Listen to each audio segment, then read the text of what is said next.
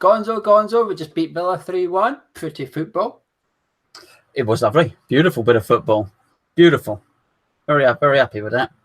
But we're not going to discuss it. We've discussed it on the forum channel. Links in the description below if you want to go hear us chat about the Aston Villa friendly. Speaking of games, next month we play Bournemouth. If you want to join us on the boats for the whole season, it's £60. You can email us, hammerschat@gmail.com. We're doing season tickets, so come along and have a beer with myself, Gonzo, and a couple of hundred other West Ham fans. But Gonzo, transfer rumours. There's 15 days, 2 weeks tomorrow, Thursday. The window shuts. Boom, done. The latest one is Obiang. He's off to Italy, apparently. This rumour won't go away, though. This rumour's been around a while now, but it seems to be heating up a little bit. Are you worried? Are you hoping it happens? What's your thoughts on this one? Because we've sort of briefly spoke about Obiang in the past ones, but we're not really focused on him as such, because it's usually questions from people on social media about Obiang that provokes it. Yeah, well, no, I don't think it's not. I'm not worried about it. Let's put it that way. My only concern with Obiang really was that he's a nice guy and he contributes quite a lot to team spirit. Let's put it that way. But we just spoke about the friendly. We've just seen Aston Villa against West Ham, and we probably saw an imprint of how Pellegrini wants to play, and I don't think Obiang can do it. We spoke on the review about a quicker passing that he seems to want to do, about these triangles, about the pass and move. And when Obiang came on in that second half, it was quite evident to me anyway that he just couldn't really get involved. He couldn't quite join in. Everybody else seemed to be on a wavelength where they were passing it a yard in front of their teammates for them to move on to and walk on to, and he just wasn't quite with the programme. That doesn't mean he's a bad footballer. That doesn't mean he's not got something to offer, but I just don't think he's going to fit into Pellegrini's system. So if it's deemed that he needs to go, then so be it. The more I see of Pellegrini, the more I trust in what he's going to do. I think you have to give context here. I mean, a cookie, sorry. Sorry, I should have carried on for another 10 seconds, really, shouldn't I? But come on. To give context, Rice, who Obiang replaced, Rice had Anderson on the left wing and Antonio on the right wing. Obiang had Haksabanovic and Snodgrass. There is a little bit of difference as to who he's aiming for. I get what you say. But Obiang's sort of like the master of, jack of all trades, master of none in that centre. He's not our best passer. He's probably our best tackler, but only because everyone else is pretty bad at it. So he wins by default more than anything. He's not the best at shooting. He's not the most creative one. There's always players in that position better. Well, actually, no. I'd say Declan Rice is the best tackler now. So he doesn't excel in anything in that centre midfield role, which is okay, but it is just that. Okay, you much rather have sort of specialists, if you like. You much rather have someone that can do at Newcastle, you've got John Shelby, who can play the passes out of the midfield, etc. And you put someone next to him, Mourinho, who can do the defensive duties. With Obiang, it's sort of like you can do a bit of this and a bit of that, but that is it. And this is where I think it becomes a problem for him. But $8.5 million, though, is the rumoured price. Surely that's too cheap in this day and age, Gonzo. $8.5 million.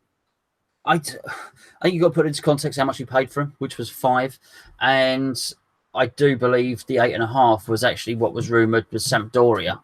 That was the deal with Sampdoria, was the 8.5. Now that's who we bought him from, and I think it's very, very hard to sell to a club that you've already done business with for the same player to start asking an awful lot more than we paid for him. So I also don't think he's pulled up any trees. I don't think he has excelled. Obviously, we had goal of the season last season, arguably, and some nice performances, but he also hasn't had a sustained run of games. So actually what you're paying for is what you said, somebody that is a squad type player, if you like, who's not had a great run of games, hasn't got a great goal scorer.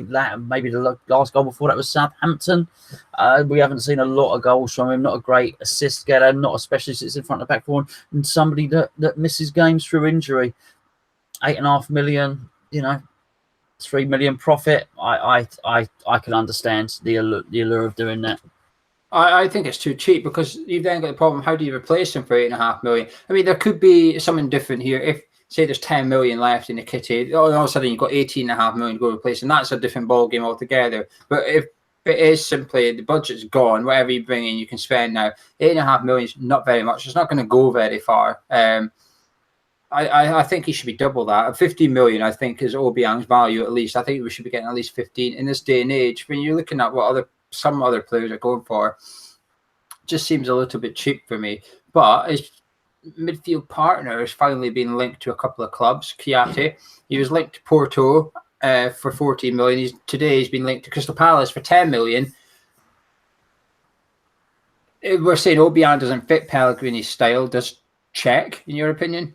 No, if he was playing centre back, I think he would. I think as a centre back, bringing the ball out from the back, I think he's decent enough. But it looks like Pellegrini's got that covered. So again, it doesn't mean I don't forget. I'm not judging Kouyaté on the Kouyaté last season. I don't forget. Kouyaté's been here for 3 or 4 years now, and I think he's done some good stuff. There was a point when he was scoring some good goals for us, providing good energy in midfield.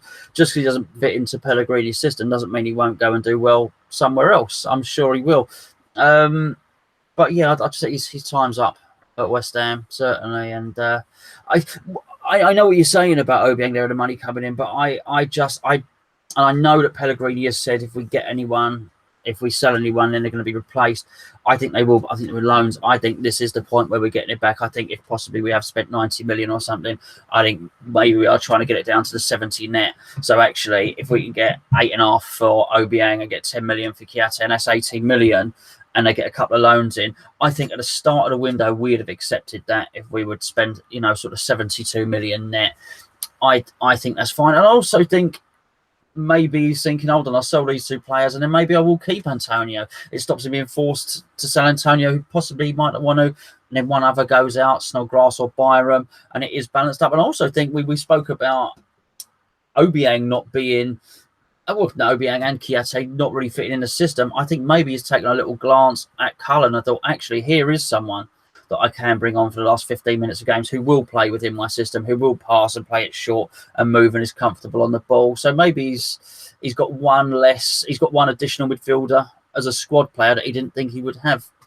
My views on Kouyaté have been quite clear for a while now. So it's going to be no surprise what I'm thinking. To be fair, I'm surprised it's only 10 million. I thought we'd have to pay Crystal Palace more than that to take him off our hands. But you said he doesn't fit into Pellegrini's style, which is true. But the problem is he didn't fit into David Moyes' style. He didn't fit into Bilic's style either. There's a issue here, and 3 managers can't be wrong to an extent. It's like what we always say with Noble starting. Well, every manager keeps playing him, so he must be doing something right. Well, if Kouyaté looks out of place, I know he hasn't played on Pellegrini now, but in 3 managers, there's something wrong. But they did keep playing him. That's not the same. That's not the same. They had no option, though, did they? They only had Moyes and Bilic only had Kouyaté, Obiang, and Noble, and one of them was always injured. No, I think you'd be surprised, mate. I think you'll find that if looking back, I think David Moyes would probably say that Kouyaté was almost one of the first players on his team sheet. I bet to a manager like Roy Hodgson, a player like Kouyaté will do a job for him. I bet those type of managers, Tony Pulis, people like that, I bet they don't look at Kouyaté in the same way that you do. As I said, I don't think he does fit in what we want. I don't think he fits in what Pellegrini's going to do. But actually, to the right manager, he's certainly worth someone that can play central midfield and someone that can play at centre back in a team of, let's say, a Sam Allardyce type. I mean, he's worth 10 million to some managers. Yeah, if you don't want your centre midfielder to either look for the ball or pass the ball, then he is a good option to go by. But if you're looking for either of the 2 things, then you shouldn't be looking our way. He's just not good enough. I used to think he'd be a fantastic centre back, but after watching the way Pellegrini's got us playing, I'm not sure he would be a fantastic centre back under Pellegrini, because there will come a point where he's then going to have to do what he can't do, which is pass the ball out of defence. He's brilliant at tackling, heading.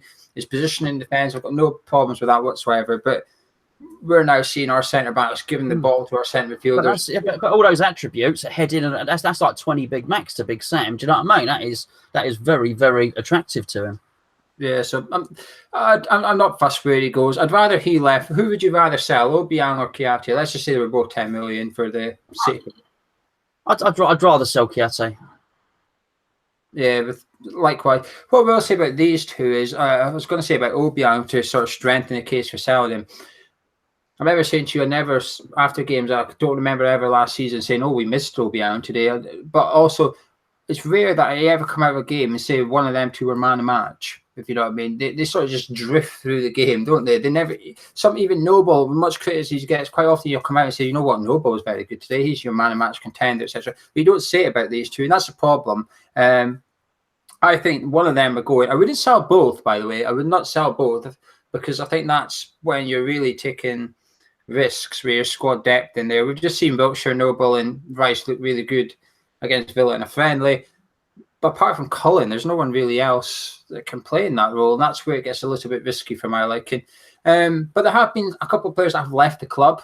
Well, I say there's 2.5 players that have left the club, because Sam Byram come on tonight, but there's been some Nottingham Forest stuff out with next season's squad in it, and Sam Byram's named. I don't know if it's an official club thing or not, but it's just he's included in the graphics for next season's squad. So we'll wait and see if Sam Byram's off to Forest on loan for the season. But 2 players I have left, I'm disappointed with one of them, and I'm not fussed about the other one. The one I'm not fussed about is Martin Samuelson. He's off to Holland for the year. I was always saying last chance saloon for him. Is it that, or is his last chance already gone? This is just sort of just slowing down the inevitable. It's funny because you look, Haksabanovic was involved in that last goal tonight. When I was at Wickham, start of the second half, Nathan Holland was our best attacking player, and then he brought on Samuelson and Haksabanovic, and there was a point during the game. There was a point where he had the ball, and he tried this trick, a sort of step over flick nutmeg thing. I'm sure the kids have got a name for it these days. And had it come off, he would have been gone. He would have skinned his man, and he would have been gone. He would have been in the box, and he may well have scored an absolute worldie. But actually, the ball didn't come off. It actually sort of ricocheted in a pinball style between the defender's legs, and he looked stupid for doing it. I remember watching it thinking, I just thought that was possibly your moment, and it was right next to it. Was Pellegrini was stood on the touchline as well. And I thought, that possibly was your moment. So yeah, I just think what sometimes small margins, you know. So yeah, is it last chance saloon? Possibly. That it may even have gone. That ship may well have sailed. Just the fact that he's shipping him out may well say everything it does. And the fact that he's looked at Cullen, thought I'll keep him. Looked at Holland, thought I'll keep him. And then he's obviously the other one you're going to talk about is Marcus Browne. I just wonder if the decision's already been made. I think so. I think it's short window for Samuelson almost. Chuck him out to Holland. He's away to Venlo, who are pretty poor outfit. They only just survived relegation last year. And I think it's hopefully does something out there that some clubs back here will maybe look at Samuelson. Oh, he's worth $500,000 or something next summer. We can maybe take a punt on him. I'll be very surprised to see him make a first team appearance for West Ham United again, truth be told. It's a shame because I remember when he first arrived, we all got excited about him. But we'll talk about the academy in general in a second, because the other one, as you said, Marcus Browne, he's off to Oxford on loan for the season. I'm a bit disappointed with this because I thought there was a space for Marcus Browne in the overall squad, if you like, especially while Lanzini's out. I just thought, I know we brought in Yarmolenko and Anderson. I just thought there's a little gap there. Even tonight's game, if you look at tonight's game, let's say we somehow weren't winning. I know we've got Wiltshire to move forward. Browne would have been an all right guy to have on the bench, so you could bring in and push him further forward into number 10 role. But I'm more confident that he's got a future than Samuelson. I'm a lot more confident than I'm actually quite excited to hearing about Browne's progress at Oxford United next season. I'm strangely, I've got that feeling that he's going to, don't want to say rip it up, but I think he's going to do really well out there if he gets the game time and he can stay fit. That's the important thing. He's had a big injury, Marcus Browne. If he can stay fit, I think he should be all right in that league. Yeah, I think I don't see it as a negative. I think it's good news for him. I think it's his time. I think he probably, again, we talk about Holland. I mean, Nathan's 17, 18, something like that. He doesn't need to be playing games yet. It will be good for him to, go on the bench for some games, come get some game time. I think with Browne, I think he needs to play games now, and I actually do think it's a positive. I think it will do him good, and you never know. He goes up, and if he does do well and gets a chance, maybe he goes to Oxford and becomes the main man for the season. What a great experience that would be for him. So yeah, it's not the end of the story with him, but Samuelson's been the future for quite some time now. And you can't be the future forever. You've got to at some point become the present. And I don't think, I just think that the two situations are different. Well, Reece Oxford's been linked with a move away. We're not going to discuss him. We've done him for the last couple of weeks now. But the player we haven't discussed is, I'm hoping actually before he leaves, I'll know if his name is Quina or Quina. Hopefully I'll know which one it is. But he's been linked with a move away for just over £500,000. He's got 1 year left in his contract. It doesn't sound like he wants to sign a new one, so we're going to have to cash in a little bit. Are you disappointed in this guy? Because a bit like Samuelson, he arrived with such a decent reputation for his age group, if you like. Yeah, but the difference is his reputation has been enhanced. He's continued at that age level, under 17s. Year before last, under 18s now. He is the Toulon under 17 tournament. He was ranked second best player in the tournament. This time he's ripping up trees. The eyes of the scouting world are upon him. He left Chelsea because we said he had more chance of first team football with us.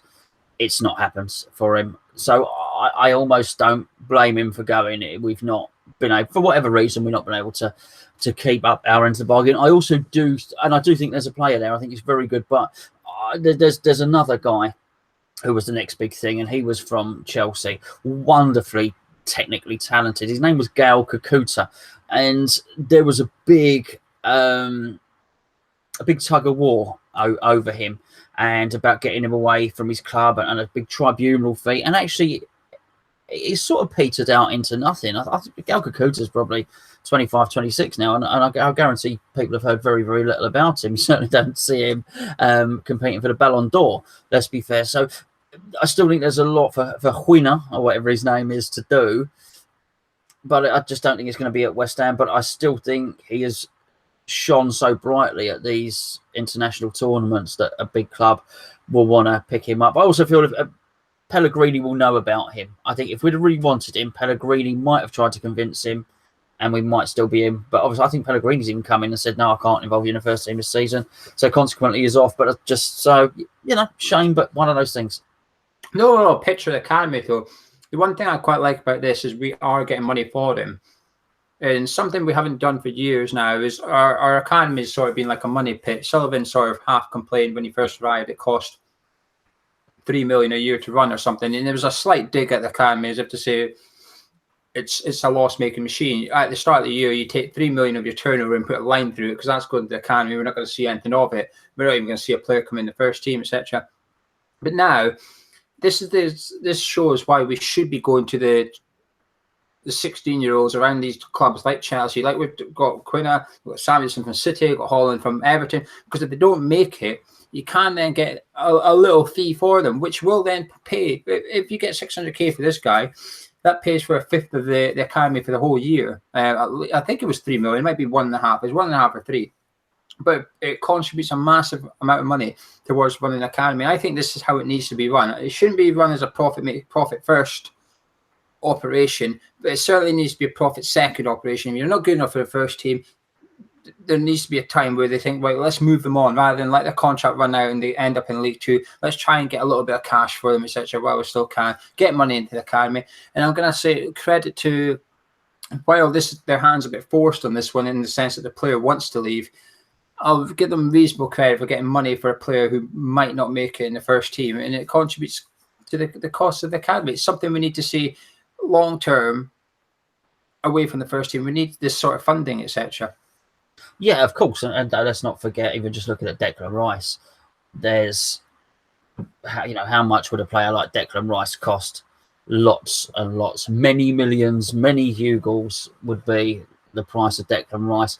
So actually, you think, well, the academy's just saved us a hell of a lot of money there. And you also, as I say, people be bored of me talking about Nathan Holland, but also look at Trott there as well. Trott looks like he's going to be a really good goalkeeper as well. And even if you just look at those three that might play some first team football for us, well, that's saved us even look at Fabianski, a goalkeeper at the end of his career, cost 7 million. Look at Randolph was sold for 6 million.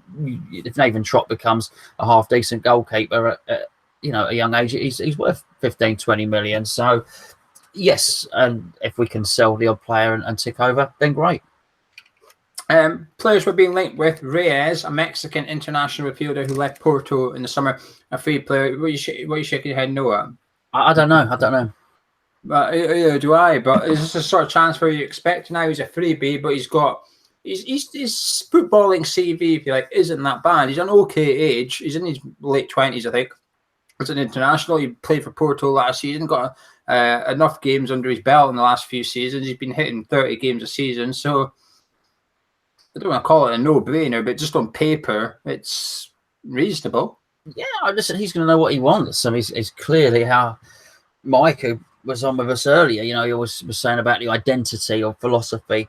Well, I can't remember what word he always said, but we have that now. And because it's so clear what Pellegrini wants to do, he can go and look at these players, and they might be frees or they might be cheap. Crikey, look at what Wolves have done with Moutinho. You know, I mean, crikey, £5 million for a player like that. You know what you're getting there, by the way. Maybe go there and Pellegrini thinks, well, my system is pass and move. I need someone that's technically good. You know, I've got a left footer in the wheelchair. I want a right footer. I'm absolutely fine with it. I don't care that I don't know some of these players. It's good. It's absolutely fine. And for once, I have a bit of faith in the manager. They're going to do the right thing, and I just look forward to seeing them like we did tonight with a friendly, and like we discussed with Anderson. It was nice just to see him play. You know. Well, someone else you're not going to hear of, who else we've been linked to, Romero, who plays for Corinthians as well, Paraguayan striker. Do you have a little? I think you sort of answered the question, but it was my question anyway. I'm going to ask it just cause. Do you have more faith in this? Because a year ago, 2 years ago, we were linked with a South American striker. We'd have all went, oh, piss off, Sullivan. Get money out, get a proper striker, will you? Yeah. Now we're linked with one because of our managers from Chile, etc. Do you sort of think, fair enough, the manager probably wants him? Yeah, I remember and this was nothing to do with Sam. I remember at Birmingham watching Sullivan, and they bought a forward called Benitez. His name might have been Christian Benitez, possibly. And I remember Sullivan going on the TalkSport, the Sky Sports News, and saying, possibly Steve Bruce in charge, and saying, yeah, listen, I've given the manager his stuff, but every so often I like to have a little punt. And I've got this guy. And so this is 10, 11 years ago. And he said, I've got this guy. I'm pretty sure he's going to be in the next 10 million player. But of course, 10, 11 years ago, 10 million was worth a lot more than it was now. And he'd gone over to South America and brought this guy over, and he did very, very little. So yeah, it does. You do often think of Wellington Paulista, don't you? And people like, what's the other, Brian Montenegro? You do think, are they going to be like that? But yeah, it's totally changed now. Now I don't think Sullivan has used his air miles and gone on Gumtree and picked one up from River Plate or whatever it's called. I do think actually this is Pellegrini using his contacts. Yeah, I think Pellegrini's maybe been forced to go into his contracts and find a cheap striker type thing. Go find one that it's almost like Pellegrini's gone on to his spreadsheet of strikers. He's had to apply a few filters. Well, he needs to be quite cheap, blah, blah, blah. And then he's come up with very few players left. And he's gone, I'm going to have to pick one of these ones then. But it does... it's just funny that it's South American, because that's where Sullivan always used to go. Kouyaté as well. He also got Kouyaté from there on loan. So you do just think it's a Sullivan special, as you call it. But now we've got Pellegrini, and you can sort of maybe relax a little bit. But one player we're being linked with today, a bit sporadically, and I think it depends on selling Obiang Kouyate maybe and having a little bit more money, the Southampton centre midfielder Lemina. Would he be the answer? We've all been sitting here scratching our heads about a defensive midfielder. If there is questions about a defensive midfielder, I think this guy could be the answer. I don't even remember him, and I watched Southampton home and away last season. I went down to Southampton, obviously watched it. I don't remember him. I can't think they stood out, but I did notice everyone else was quite excited about that prospect. So I will have to defer to you on that one. Well, he's got what we need. He will be the best defensive midfielder in our squad should he arrive. I think he did all right at Southampton. I don't think he did as well as people expected. I think they paid 16 million for him, or maybe nearer 20 million, but he didn't do that good. His passing's on point. He would fit Pellegrini's. We talk about fitting Pellegrini's style. He would fit Pellegrini's style. It's just a pity for us actually that they didn't get relegated, because Southampton did get relegated. He might have been very gettable if you like. Since they stayed up, I'm not sure if you'd be able to get him out. You won't get him for cheap, but it would intrigue me if we did go for Lemina, and he would probably fit into that triangle we've been talking about with Rice, Wiltshire, Noble. He would probably fit in there, probably at the expense of Rice, just because of positionings, etc. But it would be a very clever signing. We've not been linked with him, but I quite like Ndiaye of Stoke. Although they have got relegated, I think he would be similar to Lamina to an extent. But I think it depends on money. It'd be interesting to see if Obiang and Kouyate leave, though, but more on that one. But away from the players, did you watch Pellegrini's press conference the other day? He had his first press conference yesterday with Wiltshire and Anderson. No, but I read Sam Ingersoll had did a thing, and so I was reading what he was posting, so I'm not totally unaware of it. The interesting part I thought was Pellegrini basically saying he's going to have a word with the chairman and see how much money is left. You can just imagine Sullivan panicking when the manager says that. But when I did the transfer show, what I took from that is, while that's interesting to read, we'll come on to that in a second. I did a transfer show with 2 Toms last night, because what I wanted to ask them, and this is what I find intriguing from that conference. For the first time, I think we now have a manager who's got power over Sullivan. Bilic never had it. Sullivan always had power over Bilic. We've seen it with the William Cavallo thing. Bilic got shattered over that. Moyes never had it, because he came in like a beggar looking for a job, and he was treated like a beggar. He got a Jordan Hugo when he needed another Javier Hernandez. He got a Jordan Hugo. Sam Allardyce probably had some power over Sullivan, but the problem was they just went at it the wrong way. They would just slag each other off. Like, Pellegrini knows how to play this game as well. That's something Allardyce doesn't know how to do. Pellegrini knows it, and I think for the first time, Sullivan's not just met his match, but I think he's met his match and then some with Pellegrini, because the fans are all on Pellegrini's side here. And I just find it, that's what I took in that conference. I just listened, I heard the words, but what I heard was a manager that's got one up on our chairman at long last. Yeah, it's quite funny. You know, like when Canning Town Len does the Sullivan controlling Jim White puppet. Maybe he'll do Pellegrini controlling David Sullivan now, or something like that. I wonder if he. I guess he doesn't regret it, but yeah, I do wonder. It must be hard for Sullivan. You got to remember, this is, put your personal opinions of the man aside for 1 minute. It says it's a self-made man, and it's a man who's succeeded in pretty much every business he's ever done.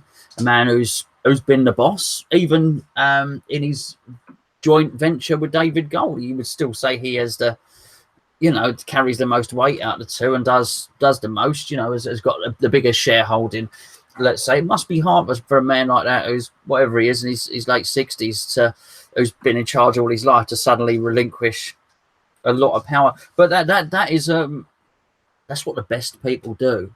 That's a lot of people outsource these things. The guys at the top companies in the world don't run every facet of every department. They employ the best guy for marketing. They employ the best guy for commercial strategy. That they do all of these things. And what he's doing is the right thing to do, to relinquish that power to Pellegrini. I just do wonder, with him being so set in his ways, if that has been a difficult thing for him to do. I would have sat there going, well, I could have done that. I could have done that. I could have brought in Jack Wilshere for free. I just wonder if he's sat there doing that.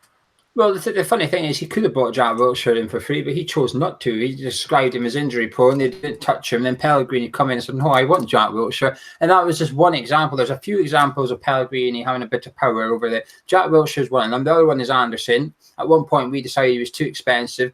Then all of a sudden, we were back in for him after it was quite clear it was Pellegrini's main target. It was almost Pellegrini. It was almost like Sullivan had gone to Pellegrini and said, he's too expensive. Who's your second choice? And Pellegrini went, nobody, Anderson. And then Sullivan had to go, right, bloody hell, I'm just going to have to pay this. And there's just a few examples of it. I just thought that conference was the one that tipped me over the edge. And it just made me think, actually, Pellegrini's got Sullivan right where he wants him for now. But as you said a week ago, Sullivan will be sitting there waiting. He'll be waiting for that spotlight, and then he'll jump in it and take it. And he'll do it if we're sitting in the top half of the table after 10 games or something. That's where Sullivan will pop up somewhere, do a little interview somewhere, and he'll take his credit about how he's backed his manager, or about how he's always backed his manager, etc., etc. But it's coming at a cost for him. Then it's up to only Sullivan will know if it's worth the cost, which is relinquishing control completely to Pellegrini to an extent. But then it goes back to what Pellegrini said about checking how much money is left type thing. I think that's the interesting one, because we're all confident there isn't any. But the manager must know there isn't any. But publicly, he's sort of saying, well, he's sort of putting the blame on Sullivan here a little bit by going, well, I want to spend money. Do you have any money for me to spend? And this is actually that sounds very familiar to my domestic situation. But yeah, always difficult. Yeah, I'll give Sullivan some advice on that. Congratulations to somebody. Speaking of chairman, John he goes by the name BM John on Hammer Chat. He goes by the name Northern Iron on the Knees on the Bound Forum. He's been appointed chair of the WUSA. So congratulations to him. Me and Gonzo voted for him, of course, and he's well, I'll let you ring some endorsements for John's way yourself, Gonzo, while I write down some questions. Well, look, John's a friend. Let's just get this out of the way before anyone accuses us of being biased, because we are. John comes down to boats. John comes all the way. He lives. I think he gets a train from Crewe, and John's been a West Ham fan since the 60s. In fact, if you watch Mike's video about, I think it's entitled "Why Are You a West Ham Fan?" John's actually on there, and John is one of those stalwarts like Geo himself who makes a pilgrimage and makes a regular trek down, and goes a long way out of his way. John's a very, very honest man, very genuine man as well, and he's only got the club's best interests at heart. There's almost no ego to the guy at all, actually. Wonderful choice. He'll do a cracking job.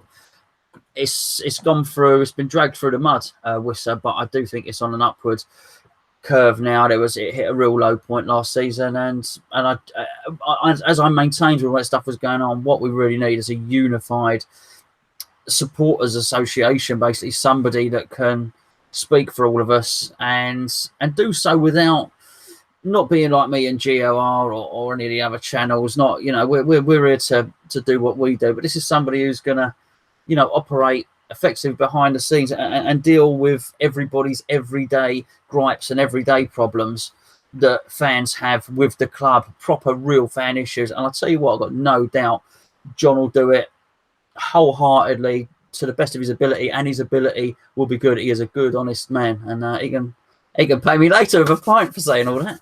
Yeah, he's very approachable. I think that's important as well, particularly when you're going to do something like that. He's very, very approachable. He's easy to find. As Gonzo said, he's on our boats on match day, so you want to speak to him for whatever reason, you know where to find him. He's got all the time in the world. Do remember it's his match day as well. Let him have a drink and stuff. But the thing is, though, he probably won't mind us saying that because he'll happily stand and speak to anybody, etc., etc. As Gonzo said, their reputation took a battering.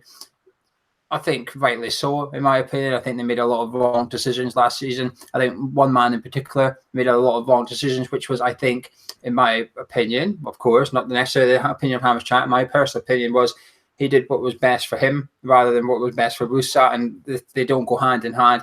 And that's not something I think John would ever do. And that's why I wouldn't have been renewing my membership in WUSA. It runs out this summer or something. I wouldn't have been renewing it had John not been elected, but because of John, I will probably renew my membership in WUSA this summer. So congratulations, John, and good luck to you. Best of luck. You will need it. It's a tough gig anyway, that's for sure. The big talking point last week, Gonzo, the club announced they're doing the 10% ticket ballot for away games. They trialed it last season, which split the fan base. They've announced that they're keeping it, which is split the fan base again. It's tough, just never going to please everyone. I'm glad I don't have to make that decision. I've got to say, I'm glad that's not my decision to make. I can understand things from both sides. I can understand. I do think there is some sort of halfway house, though. I really do. I think you might have mentioned it before as well. I do think maybe they don't run the 10% at the Category A away games, the prestigious ones, if you want, and then allow people that 10% to build up their points. I don't know, Leicester away and maybe other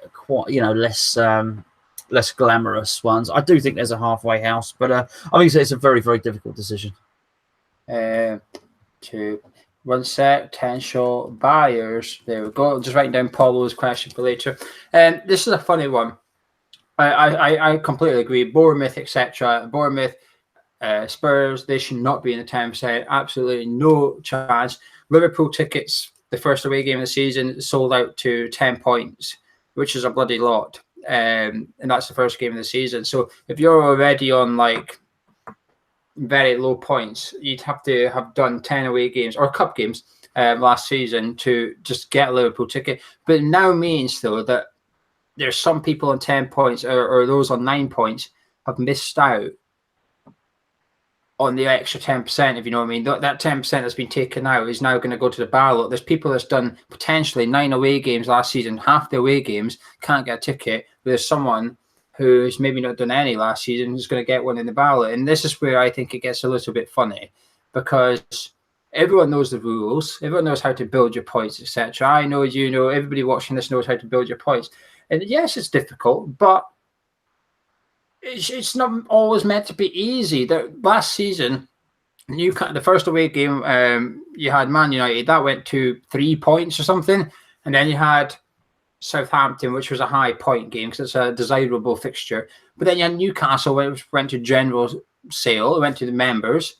So you had your chance to start building points. Then you had a couple of home cup games in the League Cup. That's another couple of points there. Yeah, so it is possible to build, but there's this 10% thing. I just think I would like to know how the club came to the decision to use it again. They did the trial. So what was the results of the trial? Because I've seen a lot of people complaining about it. So what's made them think that like it's worth doing? If you know what I mean? I'm sure the people that got the tickets gave really positive feedback. The people that didn't have low points got to, that didn't have high points got to see a game. I'm sure they gave good feedback. The people that didn't get to go gave bad feedback. Those people with low points should be going to Newcastle away. Yeah, I'm not saying they shouldn't, but you said you don't know how the club came to the decision. I bet they did get good feedback from it as well as bad feedback. Yeah, possibly. I just think it's risky. I think your core fans, your ones that do go home away games especially, are the ones you need to look after the most a little bit. And I just think you're taking a chance, maybe pissing them off a little bit as well. I just think it's harsh. It's harsh for someone that's gone up and down the country if they miss out on one. United, Bournemouth. That's no one's fault in that sense because they've only got a very, very small ground. But yeah, I certainly think that 10% shouldn't apply. Places like that. But I wonder what happened if let's say the 10% and then they open it up. I don't even know how it works, but open up to 10%. What if you wanted to go with your wife or your son or something like that? You apply as a group. Oh, okay, fair enough. Right, fine. Basically, like if I'm sure that's how they're doing it. You apply like as a group of 2 or 3, etc., etc. The one thing I will say to Fred, the only bit of credit I can give this 10% thing is it's season ticket holders only. I believe like. Last when they did the trial, it was pretty much anybody, or you had to be a Claret member, and that's where. But now this one, I think you have to be a season ticket holder in order to apply for the ballot. And I'm not gonna. What we'll say, I don't think there's going to be loads of people applying for the ballot. I don't think there's going to be thousands of them, especially for the less desirable fixtures, which are probably going to go down to very low points anyway. So there's not going to be many people applying for that 10%. So I don't know. I think the club have just taken a risk here. Well, I think that's an unnecessary one. I just wonder what's going to happen when we get to the League Cup final this year. We'll get, 30,000 tickets from Wembley or something like that. How does that cover everyone? So we've got 50-odd thousand season ticket holders. That's going to be very interesting. Yeah, good luck with that. Anyway, are you ready for some questions? Please do. David G.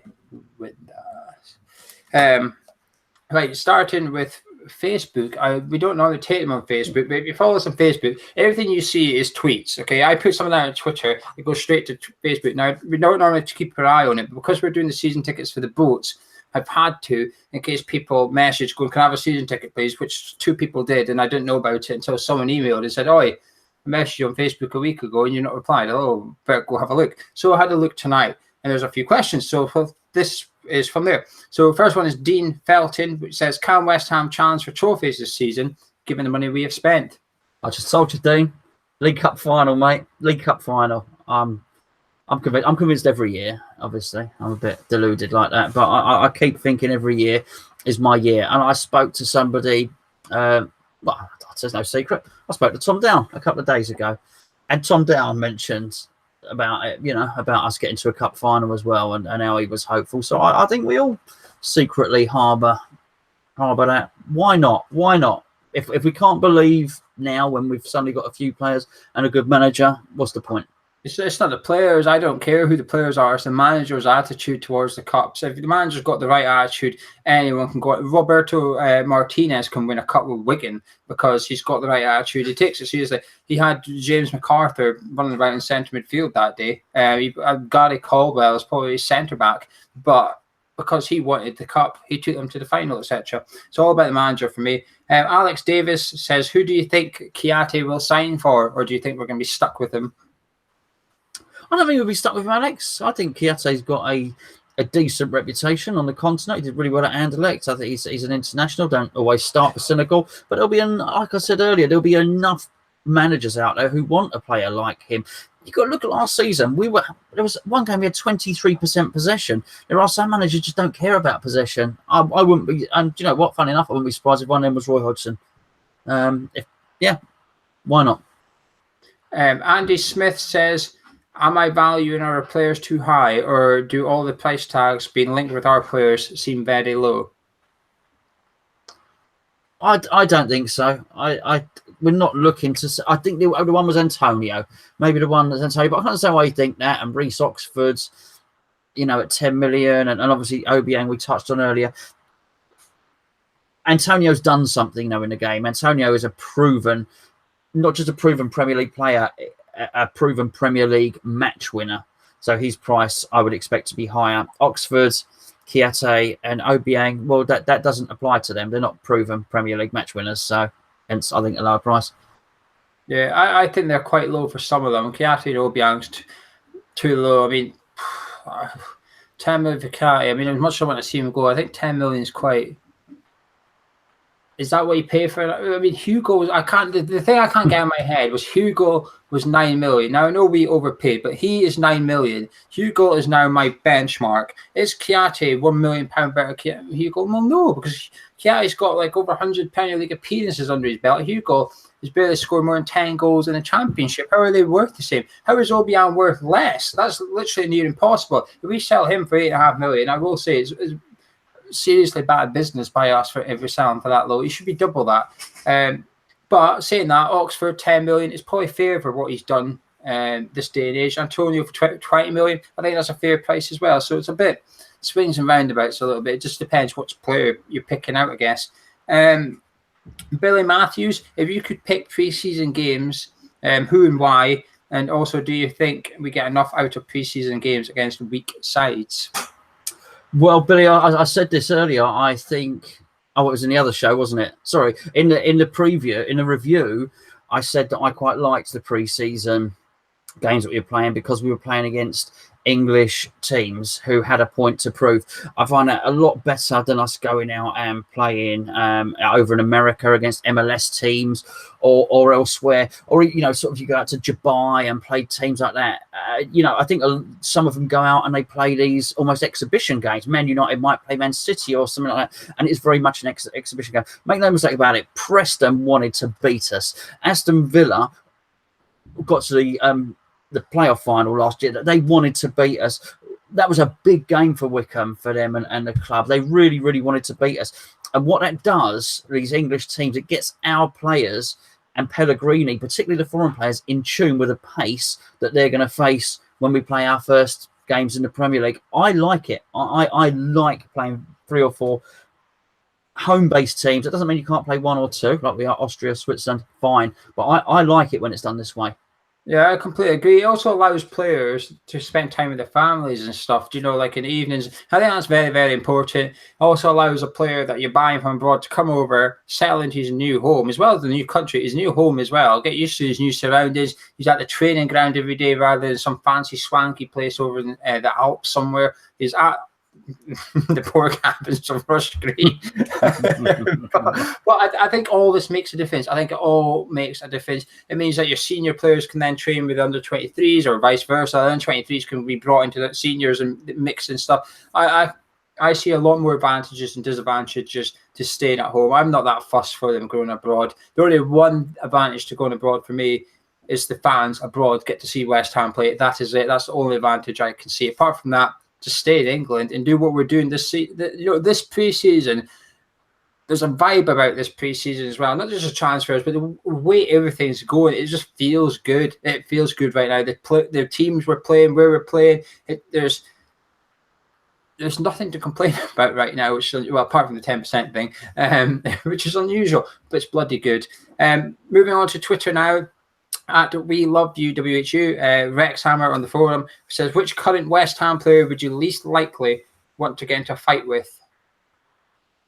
Oh, sneaky, Rex. Sneaky. Now, the obvious one would be Andy Carroll.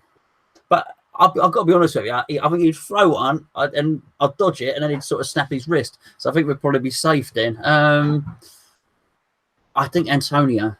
He's an absolute beast. He is an absolute beast. I saw him at Wickham. He's just solid, absolute solid muscle. I wouldn't want to fight Antonio. I wouldn't really want to fight anyone, to be perfectly honest with you. See, and Antonio and Navich are the obvious ones because they're big, aren't they? But you know, one of them's noble because I wouldn't want to hurt him because I quite like him. I'd feel bad if I hurt him. And also, I've seen the way he threw that fan on the ground against Burnley. Yeah.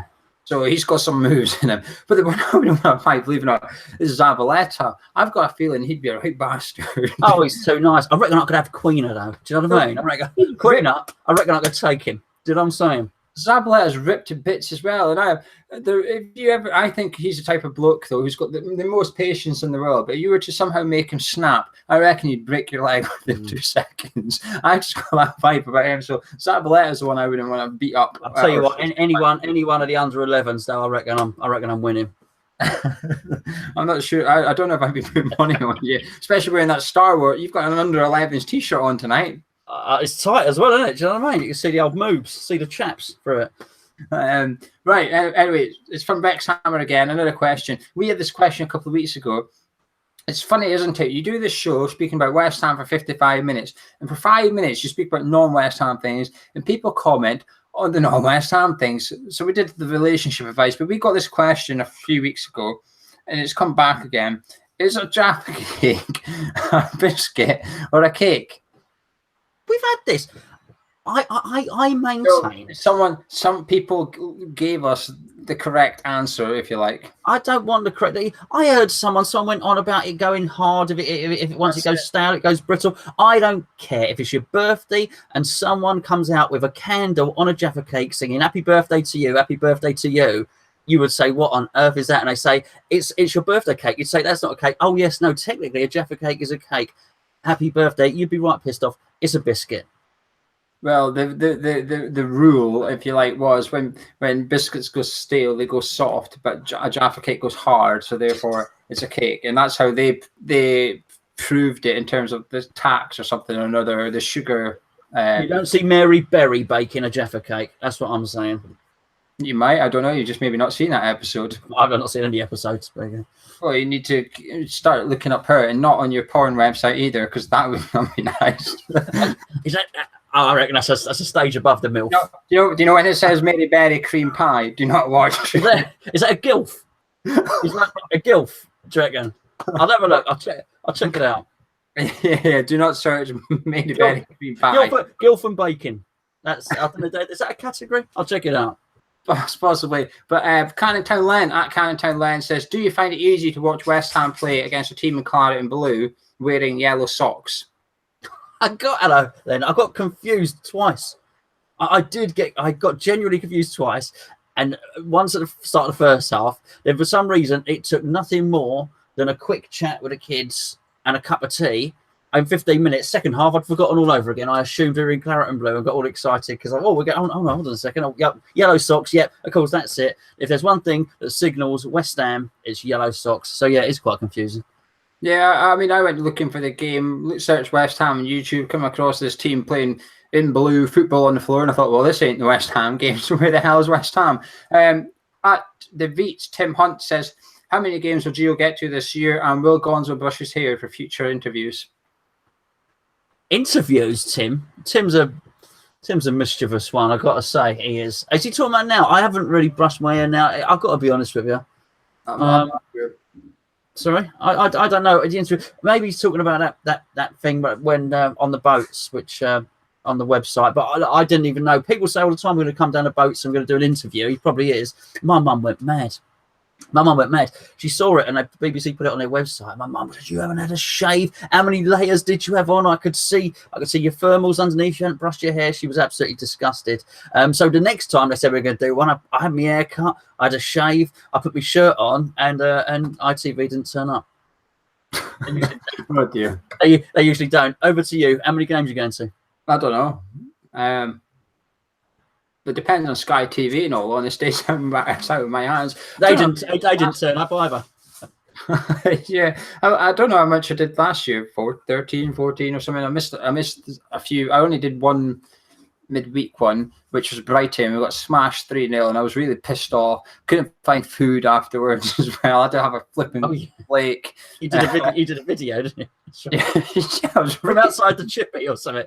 Yes, I was absolutely. That actually pushed me over the edge because it was just crap. Everything was crap. I wasn't even trying. I took a day off work, come all the way down.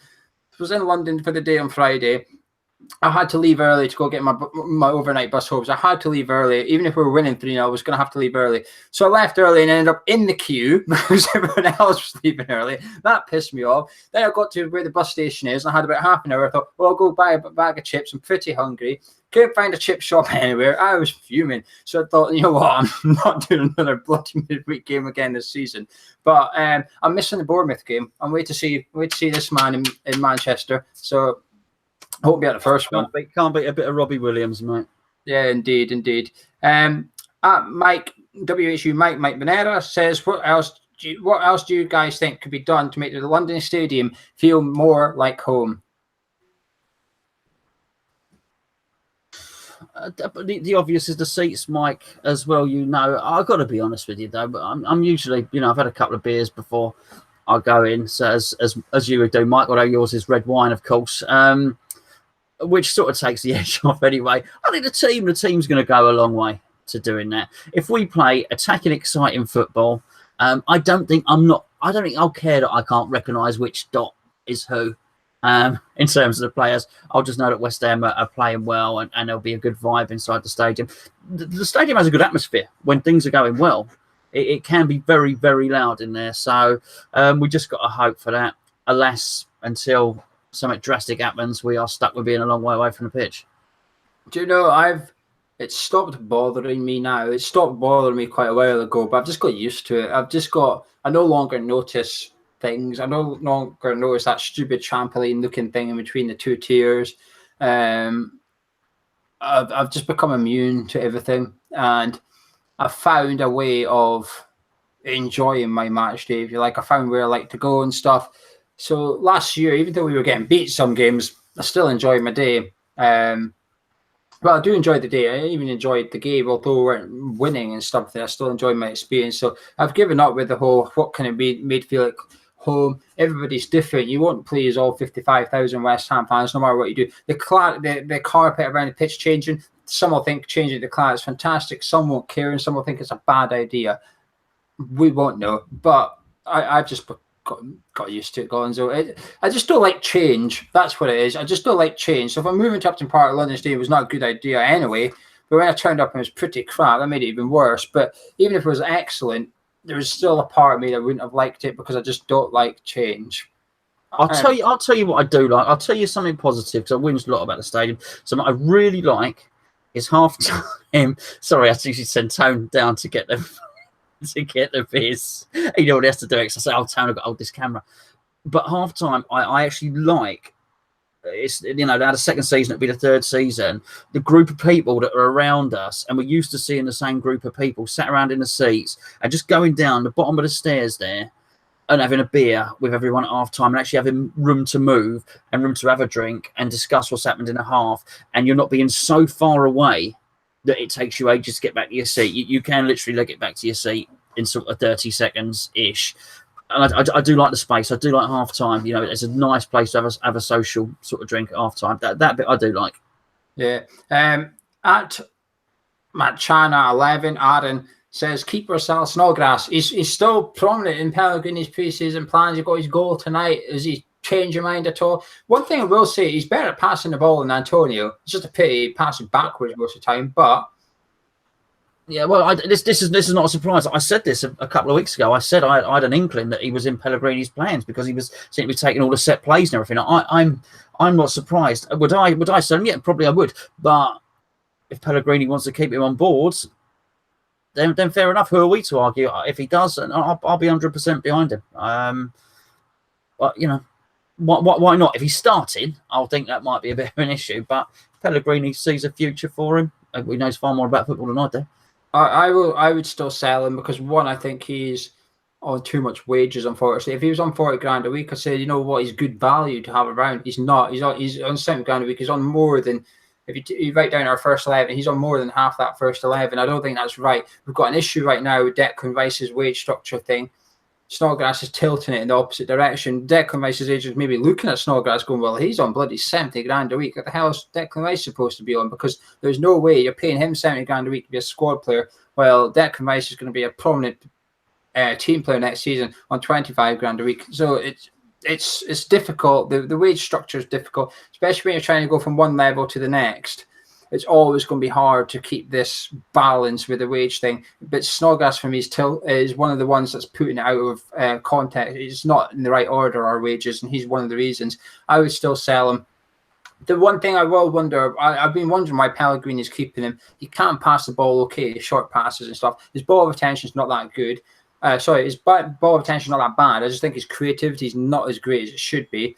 But the one thing that intrigues me is he's left-footed and he plays on the right wing, exactly like Yarmolenko. So it does make me wonder if there's something there that's a like-for-like swap. For whatever reason, Yarmolenko can't play. He doesn't have to change everything up. If you put Antonio out there, the whole thing's different. They're completely different players. One's technical, cuts inside. One's a big brute of a player who bombs people. Snodgrass is a lot more like Yarmolenko than Antonio is. He's nowhere near as good, but he's similar. So that's the one thing I've got in mind. Curtin Hammer Daz says, can Noble, Wiltshire and Rice be the perfect centre midfield? And if so, this is the interesting question, because I know where you're always say yes to that first part, is if so, who misses out up top? Because that would only leave you 3 striker positions or attacking midfielder positions. And let's say everybody's fit. Let's say we've got Lanzini, Yarmolenko, Anderson, Anatovich, Hernandez. What 3 are you picking? Yeah, I actually do think that may well be his midfield combination. Who misses out up front? I guess it would be Hernandez, but I wouldn't read too much into that because no one's ever fit altogether. And I do think Hernandez got a big part to play. You need to leave out a midfielder. So hold on, you said we're playing Noble, Wilshere, and Rice as 3.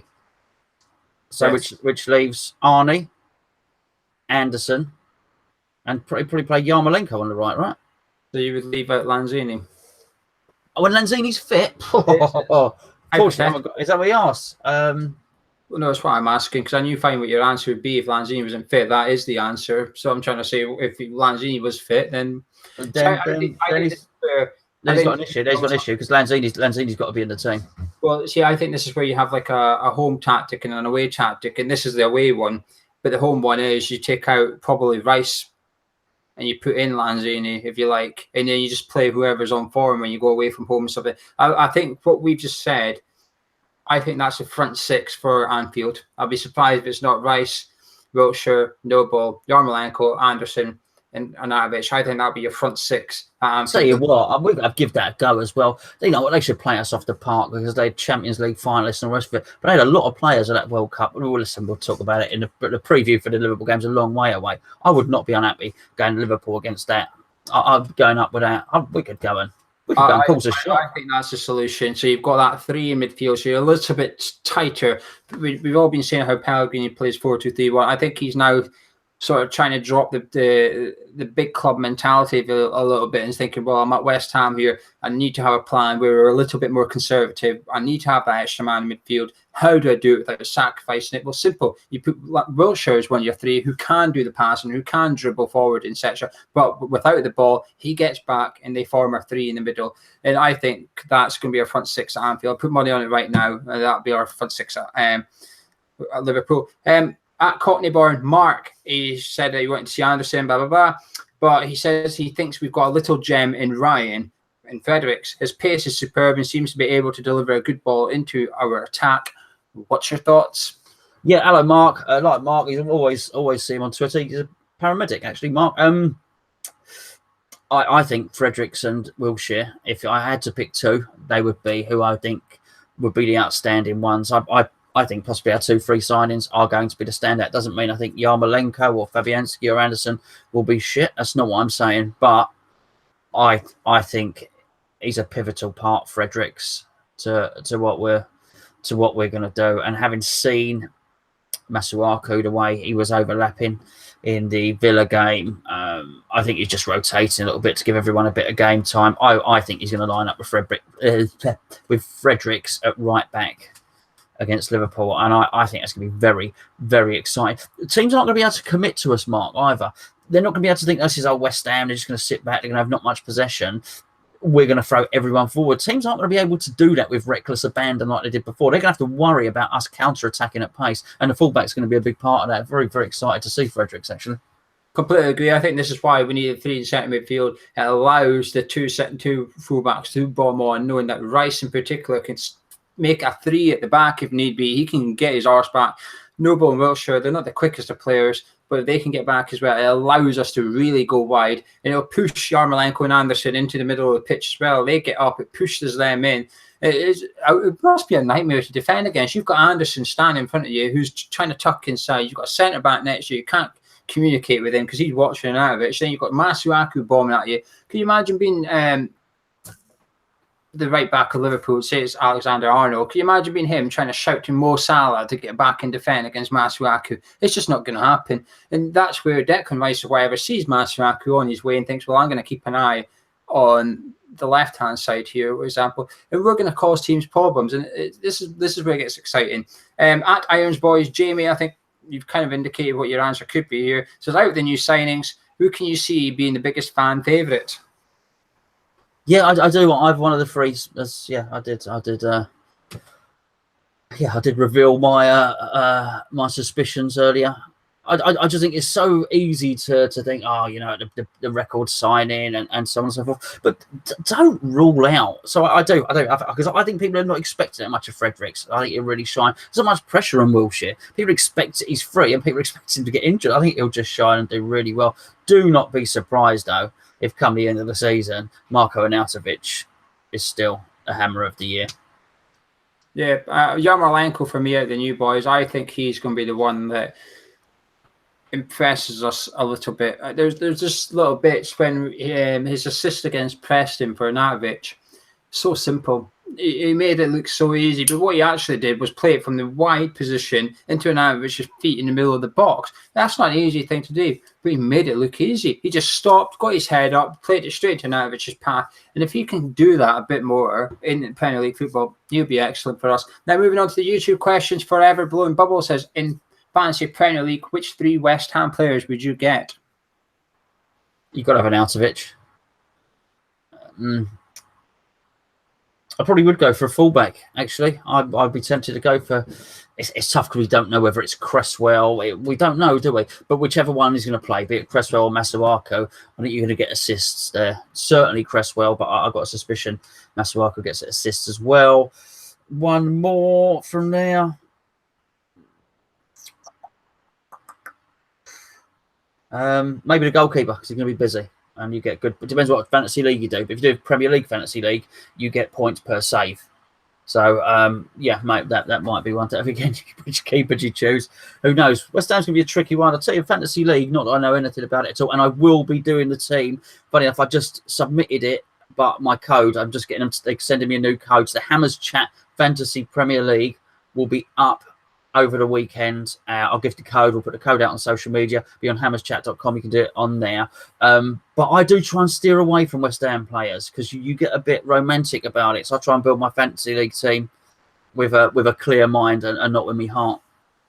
Arnautovic is obvious. I think every West Ham fan is going to have Arnautovic in their fantasy league team this year. I think if everyone had him last year, we'll be doing the same again. A fullback's a good shout. It's difficult because you can't even convincingly say Fredericks will be the right back. You'd imagine he would be at home against Bournemouth. He probably would be. But Anfield, would he, or will he play Zabaleta just to be defensively more solid? But outside shout, I'm going to go for Noble because one, he's cheap. And two, I think we could pick up a lot of pens this year. You know, with that attack. With that attack, or fullbacks as well, under attacking. Anderson, I don't know, but if he's a typical Brazilian, he's going to go down easy in the box as well. I think we're going to pick up some pens, and I think Noble's value will be worth it. Just having him, just in case we do get a penalty, and he can tuck it away. Outside shot, and Yarmolenko would probably be my third one as well. Other questions. Mark Weir is, what's your favourite celebration, sweetie? Malteser for me, simple. I don't like it, Mark. I've got to say, mate, this thing about getting a large chocolate bar and shrinking it down and then wrapping it up and putting it in a box, I don't like it. If I want a Snickers, which is really a marathon anyway, I want the whole thing. I don't like them. I don't like it. I don't like what they've done. Not a fan at all. I also don't like roses. Roses are rubbish. Quality Street. I think I prefer a Quality Street. And I'm not going to shirk the question. Purple ones with a nut in. And a little with a little green triangle one, and the little golden cup. The caramel barrel.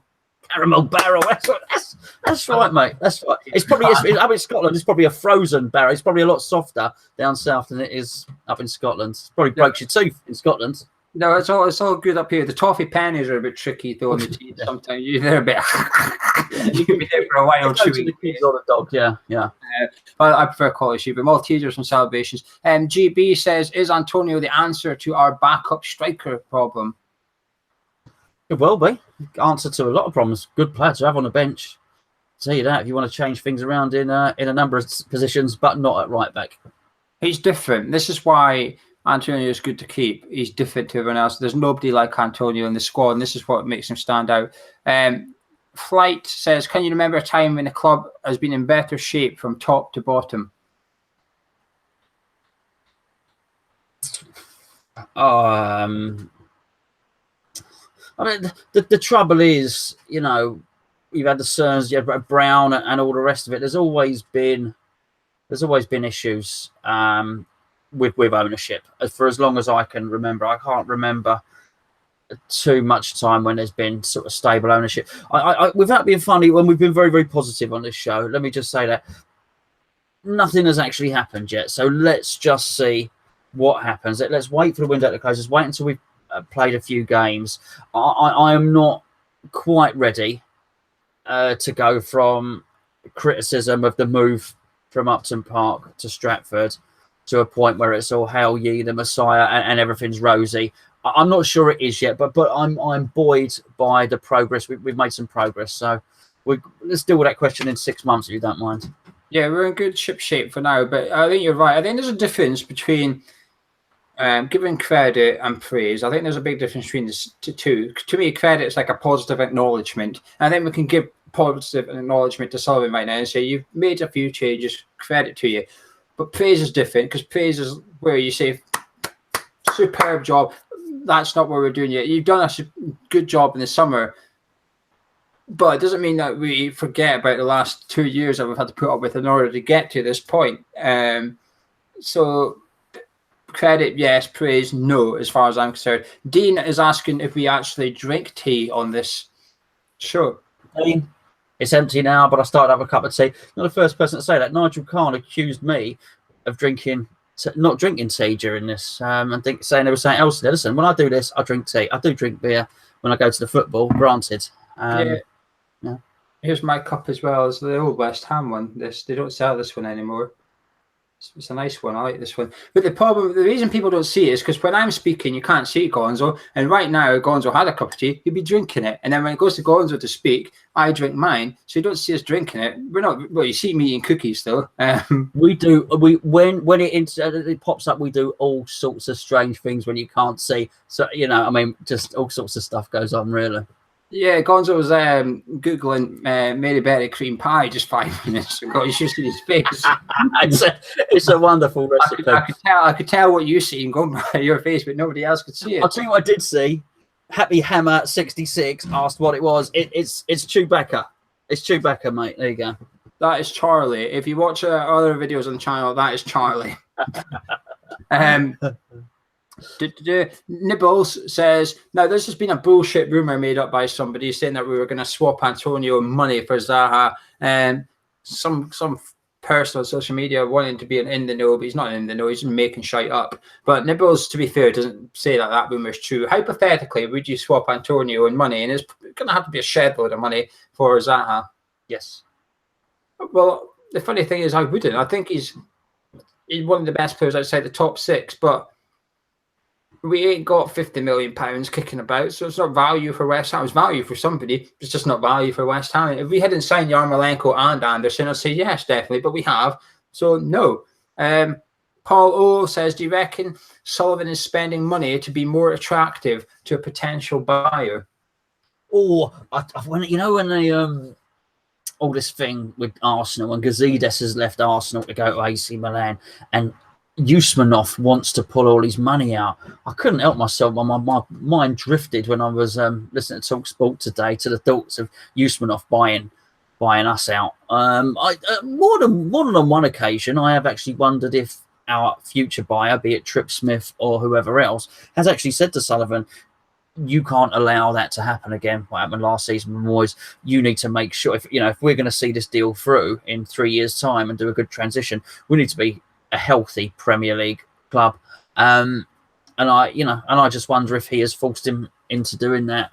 If there's just something else going on behind the scenes. Yeah, interesting with potential buyers and whatnot. I'm in no doubt that in 5 years' time we will not be under the same ownership. I think it's because of the fans. Simon Jordan was on TalkSport earlier saying the fans are forced to complete. He's normally a dickhead of the highest order. Let's be real here. Simon Jordan is someone I really cannot stand. He's just everything I hate about people, and but he's bang on with this point. He is though. He's just a horrible human being. He's just not a nice person. He's just even just his name makes me cringe. I mean, he looks like I don't know. He looks like. A lesbian as well. There's just something about him. I just can't stand him. Every time he opens his mouth. But going back to Paul's question about spending money, I think Simon Jordan's right here. I think the fans have forced his hand a bit. But there's lots of circumstances, because who wants to buy a football club where the fans are odds against their owners? Because while you're removing the owners, it doesn't mean the fans are automatically going to be happy. Newcastle have now got this problem. There's now a big campaign going up at Newcastle, getting rid of Mike Ashley. It's called, what is it, Rafa Goes We Go or something, they've called it. And they're growing really quickly, this group. They're trying to get Ashley out. And Rafa Benitez has had a dig as well by saying, we'll try and get some players in with whatever money I'm getting to spend. And he's thanked the fans for their support. And you know something? It's a bloody pleasure to be able to sit here this summer and watch that and not think, bloody hell, that's similar to what we've got going on. Because that's where we were a few months ago. Thank God Sullivan's listened a little bit. I don't know what it was. I think it was the fans. I don't think it's potential ownership. I don't think it's that. Because he just didn't have any choice, Sullivan, this summer. However you look at potential ownership, fans, even with someone like Noble or Pellegrini or whoever went to him and said, you need to change your ways here a bit, whatever. Something's happened. It's got him to change for now, and that's the main thing. Davey G says that we are linked to Josh Windass from Rangers for a couple of £1 million. What's your thoughts? Oh, I don't. Never heard of him. But obviously you must know who he is. Yeah, I mean, he plays for Rangers, which is not a great start. I don't like them. I don't like. Are you Celtic? You're Aberdeen. I know you're Aberdeen, but would you'd sway more towards Celtic than Rangers, would you? I hate them slightly less. Okay. He's an okay player for up here, but he would not be good enough for the Premier League, I don't think. You know his dad, Dean Windass. Oh, yes. That's dad. That's his old man. He scored the volley for Hull City in the playoff final, didn't he, when he had that blonde hair? He ran about. That's his dad. Oh, yeah, played for Bradford as well. Yes, I know who he is. Oh, I didn't. Yeah, well, if he plays like his dad, then I'll give it a swerve if you don't mind. He's good enough for up here. I think he'd cut it in the Championship probably. I'm not sure. He's a bit like John McGinn, really. You'd be taking a punt on him. He might make it, but I'm not convinced he would. But for £2 million, you can't really go wrong, can you? Because if he doesn't make it, you'd probably be able to sell him for £2 million. He scored. I don't think he got 20 last season, but he wasn't far off it. I think he scored 17 or 18 goals for Rangers last year up here. He's got an attitude problem. He is yellow and red card waiting to happen. It wouldn't be difficult to get him sent off in a game in Premier League, I don't think. So I'd be very surprised if this wasn't just made up paper top. I'd be very surprised if Pellegrini knew about the geezer. He doesn't need to, though, does he? That's where your scouts come in. Mm. I mean, Pellegrini can't. All these players that we've signed, Pellegrini can't know about them all. I mean, interestingly, he did say about Anderson. Pellegrini said about Anderson, he tried to sign him at Man City. And I like that because when Pellegrini was at City, he was obviously putting together a title-winning squad. So he obviously thought Anderson was good enough to play for a team competing for the Premier League title. And that's what I found intriguing. But I don't think there's anything to this. I don't know where he would play. He wouldn't get into our starting 11. I don't even know if he'd get into our matchday squad when everyone's fully fit. So this is a non-starter for me. If you'd have told me he was a goalkeeper, I would have believed you. So I don't know anything about him at all. He's an attacking player, obviously. Attacking goalkeeper. we're going to have the future. Adrian tonight. He was an attacking goalkeeper tonight. Reese says, if we sell Arnautovic, you had to replace him from someone from the Premier League, who would you bring in? Well, I would talk. I'd go for Anthony Martial, who's feeling very unloved. Interesting. See, the thing is, he plays up front, though. That's the problem, isn't it? You'd have to bring in a striker. So, but Martial is a striker. Don't be fooled with what Mourinho, who by the way sold Salah and sold De Bruyne, and he's just flaming useless. What he is, he's useless. If he's still in his job in a year's time, I'll be absolutely amazed. They're going to get an expensive payoff. Don't know why they gave him a new contract, by the way. Yeah, he was at Monaco. Martial was at Monaco. He was the next big thing, and he was at PSG, and he was a striker. He shoved him wide. He's a very good striker as well. He's a very, very good player, and it's no reflection on Martial that Mourinho can't get a tune out of him, because he's even slagged Pogba off today as well. He's got that joy. I know we're going off tangent, but that joy when Mourinho first started, he was funny. His press conferences were vibrant.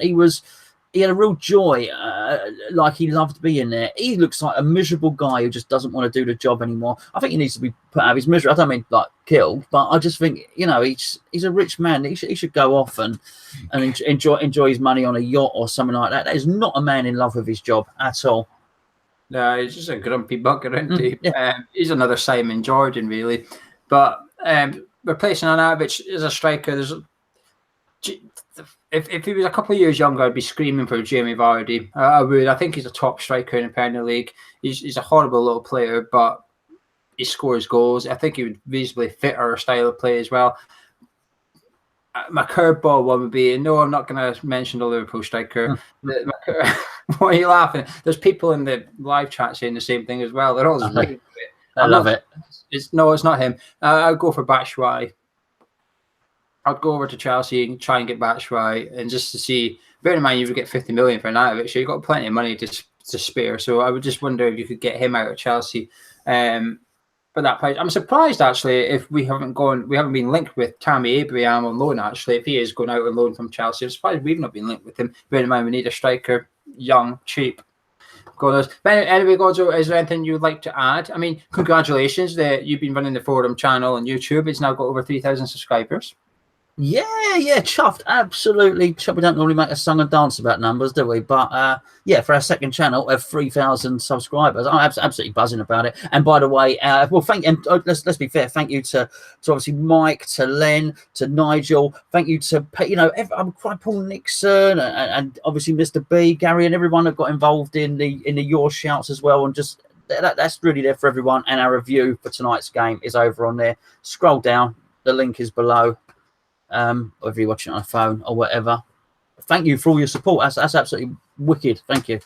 Anyway, thank you for joining us this episode. It's sort of been like the late night show with Geo Gonzo tonight because of the football. And I'm away to London for the weekend, so we couldn't do it later this week. It had to be tonight. But Gonzo, thank you very much for joining me again. We've had another long show. It's been just over an hour long. Last time it was the same, but we got through everybody's questions, well, most of people's questions. But I shall see you next week.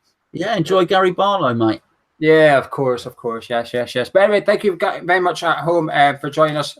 Drop a like on the video if you enjoyed it. Subscribe if you're new around here. And as Gonzo said, head over to the forum channel. The link is in the description below. We did a review on the Villa game over there. It's quite a good review as well, if I do say so myself. The presenter was fantastic. So go have a listen to that. And what are you laughing at now? I didn't think Mike was presenting. Good one. And also, if you're on iTunes, subscribe to the feed, and we'll catch you in a bit. Thank you very much.